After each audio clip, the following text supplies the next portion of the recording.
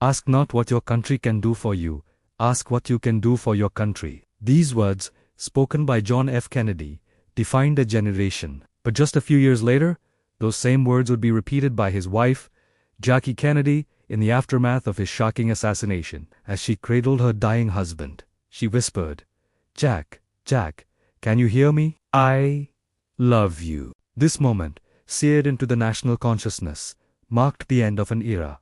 The end of Camelot. JFK was, and in many ways still is, America's favorite president. He was young, charismatic, and had a beautiful family. He represented hope, progress, and the new frontier. But behind the perfectly polished image, the Kennedy White House was filled with secrets, scandals, and hidden struggles that the public knew nothing about. What was really happening behind the closed doors of 1600 Pennsylvania Avenue? Let's start with the man himself. Publicly, JFK was the picture of health and vitality. He was athletic, always seen sailing or playing football with his family. The reality: JFK was one of the sickest men to ever occupy the Oval Office. He suffered from Addison's disease, a rare and serious adrenal gland disorder. He also had severe chronic back pain from a World War II injury, for which he received daily injections. He was constantly on a cocktail of medications, including steroids, painkillers, and stimulants, just to get through the day.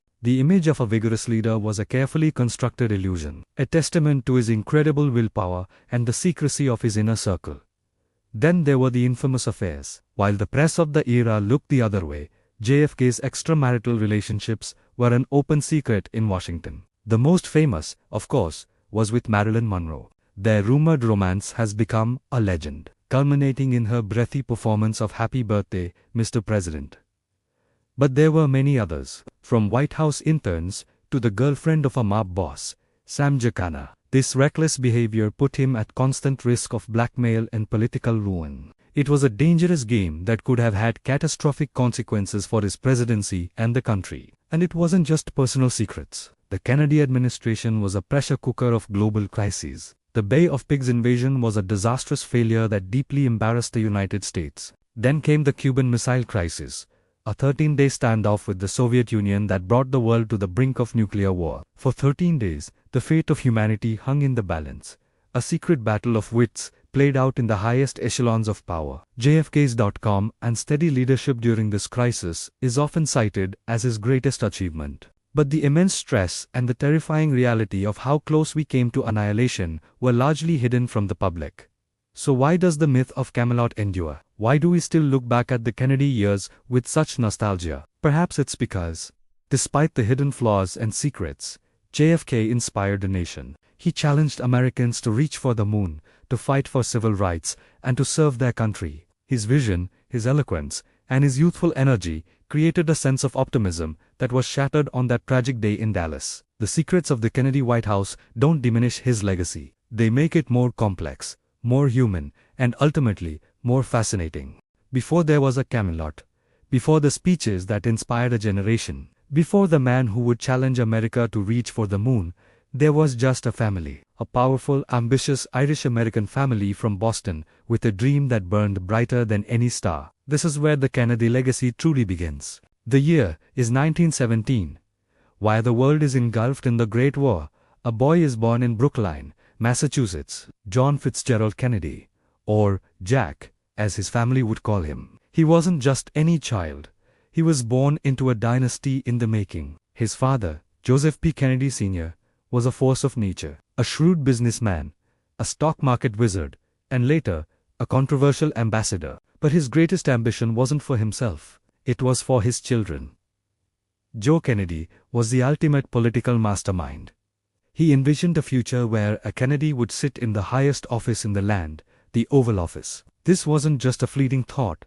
It was a meticulously crafted plan. From a very young age, the Kennedy children were groomed for public service, for leadership, for politics. Dinner table conversations weren't about games or schoolyard gossip. They were debates about current events, history, and political strategy. Joe Sr. instilled in them a fierce competitive spirit and an unshakable sense of duty. The weight of this ambition initially fell on the shoulders of the eldest son, Joe Jr. He was the golden boy, the one destined to fulfill his father's presidential dream. Jack, often plagued by illness, was seen more as the charming, witty, and intellectual one. He was sharp, and his academic path reflected that. After graduating from the prestigious Choate School, he enrolled at Harvard, where he majored in government and international relations. His senior thesis, Why England Slept, which analyzed the British response to Hitler's rise, was so impressive it was later published as a book and became a bestseller. After graduating from Harvard in 1940, Jack's future seemed set. He had plans to attend Yale Law School, continuing his academic journey, perhaps laying the groundwork for a different kind of career, maybe as a writer or a professor. But fate, and history, had other plans. The world was on the brink of another catastrophic war. The storm clouds that had been gathering over Europe and Asia finally burst. The attack on Pearl Harbor in 1941 changed everything. It changed the world, it changed America, and it changed the course of John F. Kennedy's life forever. The academic halls of Yale would have to wait. A new, far more dangerous chapter was about to begin. One that would test his courage, forge his character, and ultimately set him on the path his father had always dreamed of. The path to power. The Kennedy we know today, the war hero, the senator, the president, was forged in the crucible of these early years. It's a story of immense privilege and immense pressure, of a father's relentless ambition and a son's journey to find his own destiny within that grand design. To understand the man, you have to understand the family that made him. For John F. Kennedy, it wasn't a straight path. In fact, he almost didn't make it into the military at all. When World War II broke out, a young JFK was eager to serve his country, just like any patriotic American. There was just one problem: his health. He suffered from chronic back pain and other ailments, which led the army to declare him medically unfit for service. For most people, that would have been the end of the story. But JFK wasn't most people, and his father, Joseph P. Kennedy, was one of the most powerful men in America. Joseph Kennedy was a former ambassador and a man who knew how to get things done. He was determined to see his sons serve with distinction. So, he used this considerable influence to pull some strings. He made a call to the director of the Office of Naval Intelligence, a personal acquaintance, and just like that, the medical disqualification vanished. JFK was in the Navy. He was initially given a desk job in Washington, D.C., far from the front lines. But JFK was restless. He didn't want to be a pip. He wanted to be in the action, to command a boat, to prove himself. He lobbied hard for a combat assignment. His persistence paid off. In 1943, Lieutenant John F. Kennedy was given command of a patrol torpedo boat, the PT-109, and sent to the Solomon Islands in the South Pacific. This was the heart of the war against Japan, a dangerous and intense theater of naval combat. These PT boats were small, fast, and armed with torpedoes. Their job was to race into enemy waters under the cover of darkness, attack larger Japanese warships, and get out. It was incredibly risky work. For months, JFK and his crew engaged in these nightly skirmishes, facing constant danger. But the single event that would define his military career and his life was still to come. On the moonless night of August 2, 1943, PT-109 was on patrol when it was suddenly rammed by a massive Japanese destroyer, the Amagiri. The collision was catastrophic. The small wooden boat was split in two and erupted in a ball of fire. 2 crew members were killed instantly. The surviving 11, including Kennedy, were thrown into the dark, fuel-soaked water, surrounded by wreckage and the vast empty ocean. In that moment of chaos and terror, Kennedy's leadership shone through. He gathered his scattered and disoriented men, keeping them together. One of his crewmen, Patrick McMahon, was badly burned and unable to swim. Kennedy didn't hesitate. He grabbed the strap of McMahon's life jacket with his teeth and began to tow him, swimming for hours through the treacherous waters. For 5 agonizing hours, with the crewmen in tow, Kennedy led his men towards a small, deserted island they could see in the distance. It was a grueling test of endurance, made even more painful by his chronic back injury. But he never faltered. They finally collapsed onto the beach, exhausted but alive, on an island now famously known as Kennedy Island. But their ordeal was far from over. They were stranded deep behind enemy lines, with no food, no water, and no way to signal for help. Over the next 6 days, Kennedy repeatedly swam out into the dangerous straits, trying to flag down passing American boats, all while keeping his crew's morale from collapsing. He even carved a message for help on a coconut. Finally, with the help of local islanders, his message reached an Allied base. A week after the sinking of PT-109, JFK and his 10 surviving crewmen were rescued. His actions made him a national hero. The story of his bravery and survival was widely publicized back home, helping to shape his public image as a courageous leader. But this heroism came with a deep personal cost. While JFK was being celebrated, his older brother, Joe Jr., the one their father had always groomed for the presidency, felt overshadowed. Determined to earn his own set of medals and outshine his younger brother's fame, Joe Jr. volunteered for an extremely dangerous secret bombing mission in Europe. Tragically, his plane exploded mid-air, killing him instantly. The loss was devastating for the Kennedy family, and it thrust JFK into the political spotlight that was once meant for his brother. From a medically unfit candidate to a celebrated war hero, JFK's journey through the war was a crucible that forged the man who would one day become president. But what if I told you that long before the White House, long before Jackie became an icon, a young JFK was entangled in a passionate affair with one of Hollywood's most beautiful stars? This is the story of Jack Kennedy and Jane Tierney. Imagine this. It's 1946. A young, ambitious JFK, fresh from his wartime service, and just beginning his political ascent, meets Jane Tierney on the set of her film Dragonwyck. Jane was at the peak of her fame, a breathtaking beauty whose face graced movie screens across the nation. Jack was a charismatic congressman to-be, armed with the famous Kennedy charm. The attraction was immediate and undeniable. Their romance blossomed, a whirlwind of secret meetings and stolen moments, far from the prying eyes of the press. Jane was completely smitten. She later wrote in her autobiography that she was deeply in love with him. She pictured a future together, a life where she might even become the First Lady. But this wasn't just a simple love story. It was woven with layers of incredible irony. At the very same time, Jane Tierney was dreaming of a future with Jack. Her husband, the renowned fashion designer Oleg Cassini, was creating the iconic looks for another woman, Jacqueline Bouvier. Yes, the very man whose wife was in love with JFK was styling the woman who would eventually marry him. Cassini would go on to become Jackie Kennedy's official couturier, crafting the elegant, sophisticated style that would define an era. It's a twist so dramatic, it sounds like it was ripped straight from a Hollywood script. The man designing Jackie's future was married to Jack's past. The affair between Jack and Jane was intense, but it was destined to be short. The Kennedy family, a powerful political dynasty, had a plan for Jack. The patriarch, Joe Kennedy Czar, was the master puppeteer behind the scenes. Originally, his political ambitions were pinned on his eldest son, Joe Jr., but after Joe Jr.'s tragic death in World War II, the full weight of the family's expectations, and Joe Sr.'s formidable political machine, shifted squarely onto Jack's shoulders. And that plan did not include a movie star wife, especially one who was already married and had faced public struggles with her mental health. During a quiet dinner, Jack broke the news to Jane. He told her he could never marry her. The family, the politics, the public image, it was all too much. He said, "You know, I can never get married. It's just not in the cards." For Jane, it was a heartbreaking end to her dream. The man she loved was choosing ambition over her. She was devastated, but she understood the immense pressure he was under. The Kennedy destiny was calling, and a Hollywood romance had no place in it. The affair ended, and both went on to live their separate public lives, forever linked by a secret that highlighted the collision of Washington power and Hollywood glamour. It's a poignant reminder that even for the most powerful and famous people, life is full of what-ifs and choices that shape not only their own futures but the course of history itself. In 1952, at a dinner party, the charming young Congressman John F. Kennedy met the captivating Jacqueline Bouvier. The spark was immediate. Their whirlwind romance led to a storybook wedding, but even as he prepared to marry Jackie, JFK's reputation as a ladies' man was already well established.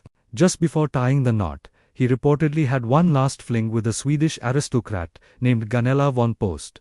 It was a pattern that would haunt their marriage. Life wasn't just about glamour and politics for Kennedy. He suffered from chronic health issues, and a back surgery in 1954 was so severe that a priest was called to administer his last rites. It was during this grueling recovery that he channeled his energy into writing. He penned Profiles in Courage, a book celebrating acts of political bravery by U.S. senators. In a stunning turn, the book won the Pulitzer Prize for biography, cementing his image not just as a politician, but as a serious intellectual. Back in Washington, Senator Kennedy was making a name for himself. He took on one of the most powerful and feared figures in the country, Teamsters Union leader Jimmy Hoffa. Their televised confrontations during Senate hearings were pure drama, showcasing Kennedy's sharp mind and fearless determination. He was making powerful enemies in the political arena, but he was also taking risks in his personal life. His affairs were becoming more frequent and more dangerous. One of his lovers was Diana DeVeg, a young Radcliffe graduate who was the daughter of a prominent economist. Kennedy's staff, fiercely loyal, worked tirelessly behind the scenes to cover up these indiscretions. They understood that any public scandal could destroy his political future. They were the gatekeepers, the secret keepers, protecting the carefully crafted image of the perfect family man. But not everyone was fooled. His political rivals saw his lifestyle as a major weakness. A senior, more traditional senator from Texas, Lyndon B. Johnson, privately derided Kennedy as a playboy, questioning his maturity and fitness for higher office. Johnson saw him as a lightweight, more interested in chasing women than in serious governance. This criticism, however, did little to slow Kennedy's momentum. Despite the whispers and the risks, JFK's popularity soared. The public saw a war hero, a Pulitzer Prize-winning author, and a charismatic leader. In 1958, he was re-elected to the Senate in a landslide victory. The win was a clear signal. He had survived scandals, health crises, and political attacks. Now, with his reputation more solid than ever, John F. Kennedy set his sights on the biggest prize of all, the presidency of the United States. His journey to the White House was officially underway. It started in a much less glamorous place, the U.S. House of Representatives. And honestly, it was a pretty rocky start. In 1946, a young war hero, JFK, decided to run for Congress in Massachusetts' 11th district. He was ambitious, but he was also shy and not a natural public speaker. Plus, he was a wealthy outsider in a working-class district. How did he win? Well, it helps when your father is Joseph P. Kennedy, one of the richest men in America. The Kennedy family poured a massive amount of money into the campaign, far outspending all of his opponents combined. They organized elaborate tea parties, flooded the district with advertisements, and essentially bought their way to a victory. It wasn't exactly a grassroots movement.